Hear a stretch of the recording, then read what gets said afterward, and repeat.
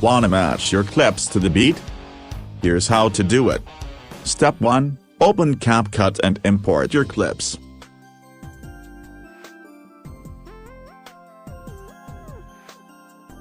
Step 2, tap audio and choose your music.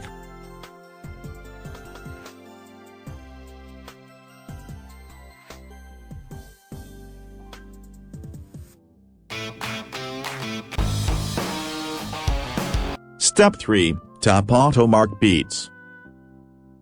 You'll see, None, Beat 1, and Beat 2. Beat 1 marks the strong beats, Beat 2 adds more markers for faster cuts. Step 4, cut your clips on the beat markers, for perfect sync every time. And that's it. Quick, easy, and clean transitions. Follow for more quick CapCut tips.